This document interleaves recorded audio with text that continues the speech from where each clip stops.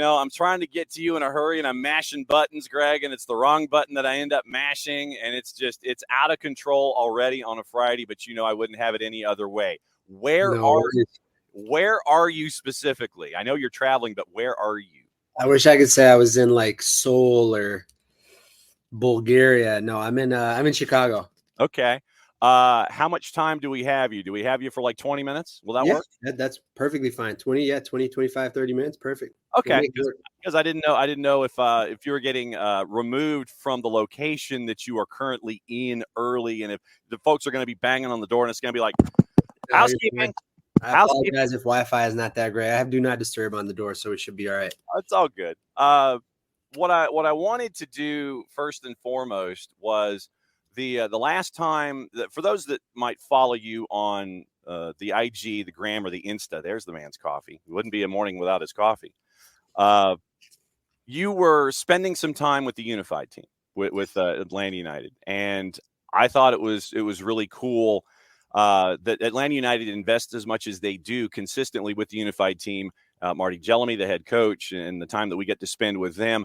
What was it like for you to spend time with the Unified team and be a part of that aspect of the greater picture of Atlanta United?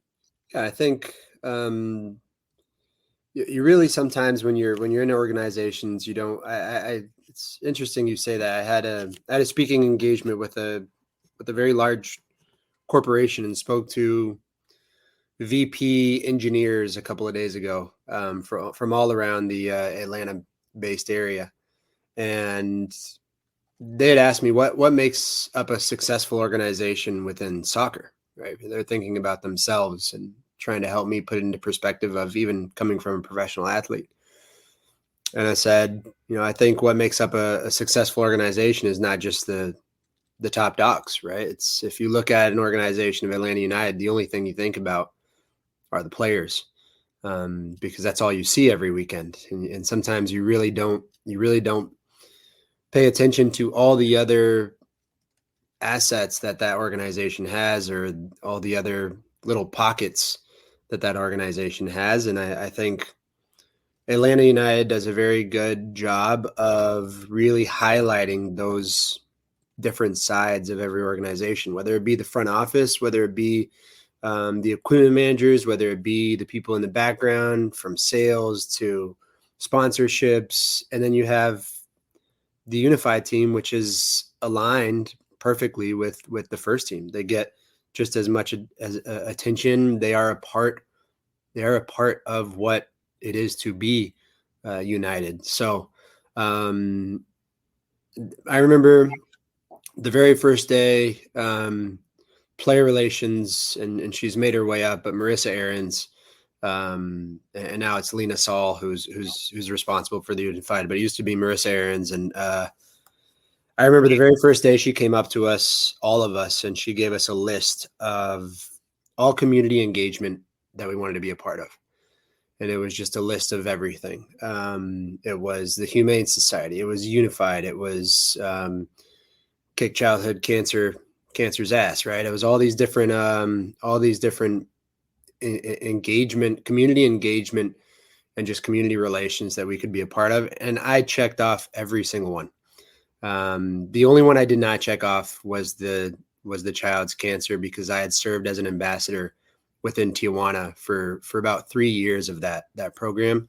And it took a pretty big toll on me, emotionally. So that was a really hard one for me, but every other community engagement or community relation that was on that list, I checked. I said, this is anything you need me to be a part of, I'll be a part of it. And I think it was awesome, because with that Unified team, I was the very first ambassador, along with Mark Bloom. It wasn't even Brad Guzan. Brad has now been, when he got there after the second year. And I fell in love with it. I still see older Unified players, once every 3 months we go to breakfast together, and we have, we still do things. I'm still close to their families. And so I think, Atlanta United creates such a great way to really involve the whole, every piece of the community. And you and I have mentioned this before, and I've mentioned it, and I mentioned it to even when I spoke to Arthur Blank's sponsorship teams and the front office within MBS and everything that they or AMB and everything they stand for. And they asked me what makes up a championship team. And I said, I think a championship team is when you have so many guys that are bought in, not only within the organization, but they're bought in within the community. And I think every player that we had on that championship team within those first couple of years, we encompassed that. We encompass the involvement with the community, and I think that's why we were so successful. And I think that's why that bond and relationship with the community has never been the same. And that's a very honest assessment. Now being from the outside, and we've gotten some great players in, we've gotten some great individuals and amazing talent, but this is just my honest assessment. We still don't have that that true bond and relationship that I think every single player, all of us had whenever we were there. When it comes to, I don't want to use the word integration because I don't think that's the right word, but interaction. When you have some of your fellow first teamers in this kind of an environment, and they check off all the boxes and they go to these events and they become attached to causes and what it means to a franchise, and then it hits them personally.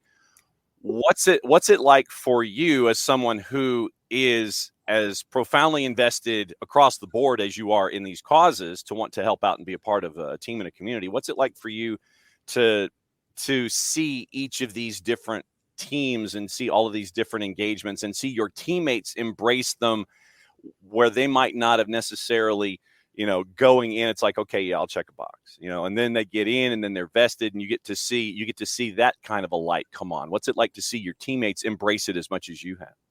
Yeah, I think as a professional athlete, and I did the Scana Energy at the stadium the other day as well with all Title I elementary kids from schools. I always tell rookies or even guys that are coming into, right, Noah Cobb is a great example. We tell these young guys that are coming in, you now have the platform. You now have the platform to present the type of person that you are and that you want to be. And I think as a professional athlete, you are given that platform to. It's even people who are men of faith, right? You now have that platform to spread the good word or do all these other things that you truly believe in. And I think those values come from when you're a kid, right? And that's why Parky and I started Beyond Goals Mentoring, is because we wanted to instill these values within these early age and grassroots kids to where when they do get the opportunity, they are still elite people and have elite personalities to make those types of decisions, to be involved in community engagements and just being involved with what's around them. If you break it down and you put it into, if you simplify it, professional athlete's life is very complicated in so many different ways, but the simplicity of it is also there. Right, you work from 7 to 1 p.m. every day, and you have the rest of the day to do absolutely nothing. Right, and it's whether those guys go and play video games or whether they go home and go make the wrong decisions or they have distractions. But I think it's one thing if you have a family, but I mean, I still think that you still have that platform to, whenever you finish your day, you have the opportunity to go be involved with these other pillars of opportunity that the organization provides. And that's one thing that Parky and I did all the time. We were a part of the Humane Society, right? We went to different Humane Societies, and my parents have my 4 dogs because it's just impossible with my life to take care of them. But I saved we saved 4 dogs whenever I played in Mexico, right? I was part of the Humane Society within Chula Vista. And so, it was just like, it was an automatic for me with that box to check, because that's something that I hold very close to my heart. And, I think living in Mexico and having more dogs on the street than you did people, really, really allowed me to kind of instill those values within. So I think all these kids that are growing up and have the opportunity to become a professional athlete gives you the platform to do good. Because I said in an interview when I was at the Mercedes-Benz Stadium the other day, I said, willingly or unwillingly, as a professional athlete, you have a social responsibility, and you are a role model, because there are so many kids. And Parkey always says it all the time, is that there are so many players, whether you're in the MLS or NBA or NFL or whatever it is, and they say, nah, I'm no role model. I don't need to be a role model. Screw what these people think, right? But they're kids that look up to what you think, and how and how you are as a person. I mean, you can use a lot of examples in that. I can throw a lot of different names out there, and one specifically in the NBA who I think is probably a heck of a player, but over the past couple of years has made some really poor decisions, to where, if you think of him as a role model, if you think of him as a kid who's looking up to him, man, I don't know, as a parent, I would want my son to follow that trajectory, right? So it's just there's that's once again, it just always goes back to just serving as that role model and using the organization as a platform to do so as well. Go ahead and take a sip of your coffee. Let me ask you about role models and the two-way street when it comes to mentoring. Do your mentees understand the idea of responsibility and the idea of how they present themselves publicly rubs off on others? Or is it something that you and Parky have to remind them of? How many of them from the beginning understand that they have a place and that they have that responsibility going forward, where they can rub off on others, and then it rubs off on 2 and on 4 and on 8 and such? Or do you have to remind them of that personal responsibility and how they conduct themselves as mentees when they go out into the community? Parky uses a great phrase, and he always says kindness is contagious, right? When we speak with teams, Parky always really highlights that phrase, because I think great teams that we've probably played on, you do have that kindness, right? That act of, to me, kindness is an act of love, right? So it's, I heard this story once a long time ago, and it said the only two things that we as people need to thrive, or to always push forward, are two things, right? And nothing to do with material, nothing to do with there are no materialistic pieces behind it, but it's just happiness and love, Mm-hmm. right? And so Mike and I always try and instill that within these kids that have the opportunity to hopefully spread those two acts, to others. So it's really fun to do, because I feel like most kids, it makes you, and you can even lead it towards confidence, right? It makes you feel good when you help someone. Yeah. It makes you feel good inside when you make someone feel happy. And so, yeah, I think giving them that motivation to do so, I think also brings a sense of confidence within them as well, because when you do feel great, after helping someone, it in turn also makes you feel good. And, true believer of good things do happen to good people. How difficult is it for a mentee these days to understand the value of being happy, spreading love, all of these positives, considering the pressures? I mean, you as a dad see this. There are pressures on young people these days. I mean, whether they're academics and they're trying to chase after that, 4.0 grade point average, or they're a great athlete and they're trying to get to the next level of accomplishment, whatever that is.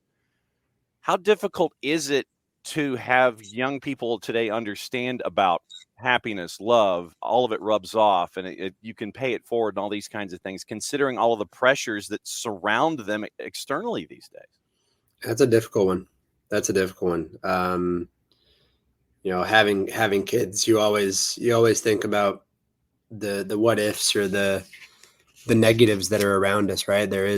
Although there's a lot of great in our world, there can be a lot of evil as well, right? That's a really hard question to answer. I think as long as you just continue to try and focus on those positives and focus on what good there can be, then you hopefully you're doing the next generation a favor to follow in the same footsteps. Yeah. Um, the more you see something and the more you manifest something, I feel like the more it can come into play and come into action. So even when we speak to for me, when I speak to middle schools that are kids that are at risk, right, at risk kids that are in ISS and OSS constantly, Mm-hmm. they're always getting in trouble. Well, when you go in the first time you speak to them, they're like, "Who the heck is this guy?" Right? Was Yeah. is this guy going to tell me that I'm going to finish this meeting today? I'm going to go back and I'm going to get in trouble again. I don't care. Right. But the more you meet with them and the more I think you give them personal experiences and kind of lead them into thinking that they can get out of that cycle. Not every kid you're going to be able to help, but there are going to be a few kids there that you're going to say, okay, this this kid is is starting to at least change his decision making, right?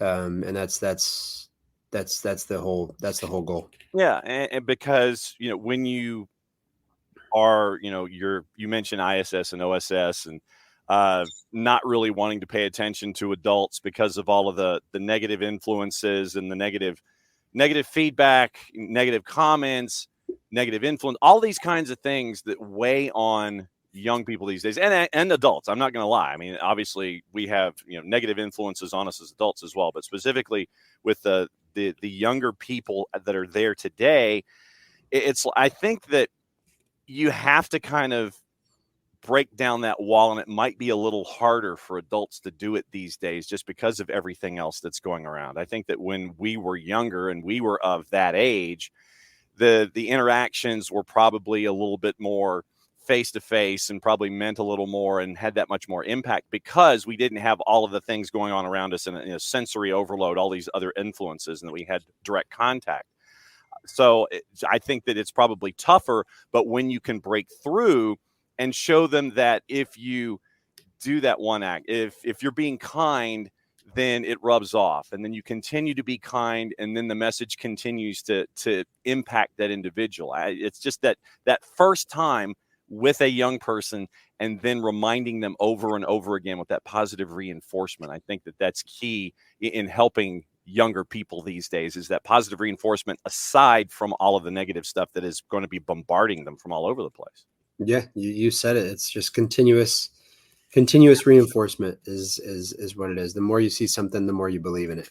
How hard is it as a mentor to continue to get that message and hammer away with that message? Because I can imagine that there are times when, you as a father, or you listening to Parky as a dad, knowing other fathers, you sit there and you see someone who, they're not having a good day for whatever reason, and you walk up to them, you put your arm around them, and you sit there and you explain, okay, everything's going to be fine. It may not look that way right now, but it will be. How difficult is that for a mentor to continue to want to hammer away at that message? I mean, obviously it's a labor of love, but it is still a labor because of everything that you've got to try to fight through to show this individual, hey, there's sunshine on the other side. How difficult is that as a mentor? Yeah, I think of any teacher. I mean, you look at my girlfriend, who's a seventh, eighth grade teacher, or anyone who is a mentor, or a teacher, or a guide in any way, or a counselor. I think we had a meeting with and this is some awesome news that hopefully we'll have in the future. But we had a meeting with APS the other day, with Beyond Goals Mentoring, and hopefully get something really instilled into APS with what we do. But I said something I think really hit home for all their superintendents. And I said, whenever you have a kid who trusts you, that kid will run through a brick wall for you. Mm-hmm. Whenever there is a kid that trusts you, that kid will run through a brick wall for you.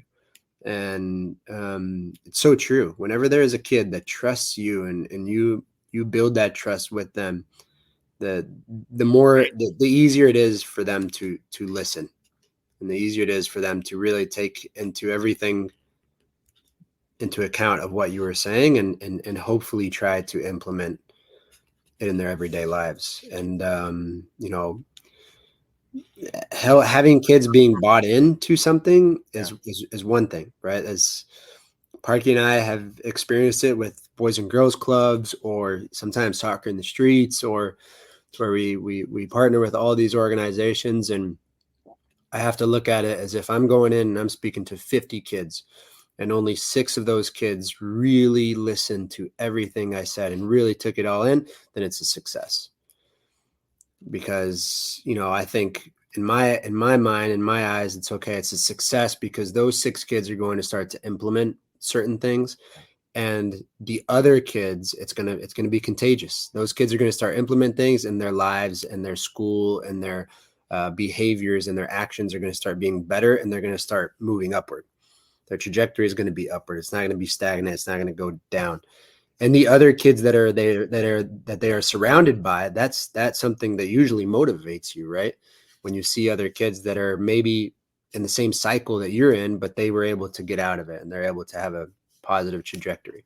So, even sometimes, I think Mike and I, sometimes we go speak to a lot of schools, and we're like, man, like, there are only like 5 kids that, really took it all in, had questions. The other 45 are just like, these people can leave now. But that's still in my mind, that's still a success, because those 5 kids, they're going to now be the helpers to change the cycle of some other kids. And just, it's the domino effect from there. How many of your mentees, prospective mentees, individuals that sit in on the discussions know who you and Michael are going into these sessions? How many of them do they learn about you in the session, and how many of them sit there and go, I have no idea why this person is here? There's a lot of all 3 of those. It's like divided into 3s, I guess you could say. Yeah. I think the coolest thing for me is like whenever I go and speak to middle schools and I go speak to at-risk kids. There's a middle school in close in the middle of Roswell and Alpharetta, Title I school. And I remember the first time I went there, it was all kids who were boys, and all kids ISS, OSS, 8th grade. And man, that was a hard first time to go there, because they had no idea who I was. They had no idea what I did. They did not care what I did. But I've now been there. I went when I was still playing with Atlanta United. I probably went 5 years ago, 6 years ago, the very first time. And I remember then coming back, where I moved to Cincinnati, and I came back, and I went again just to now hit on some the newer 8th grade kids that are in that same cycle.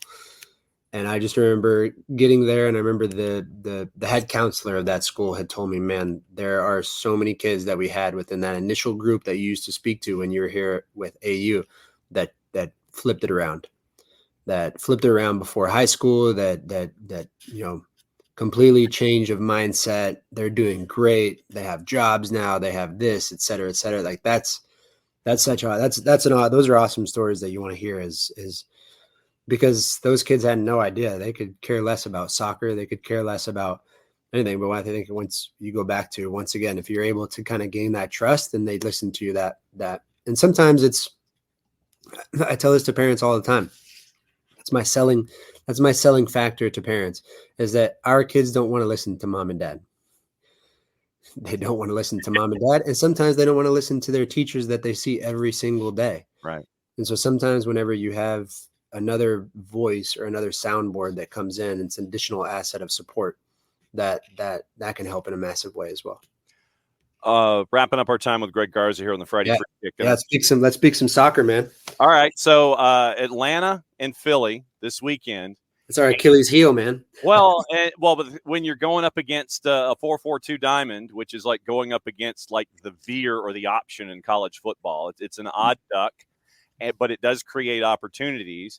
And something else that, a lesson for your mentees.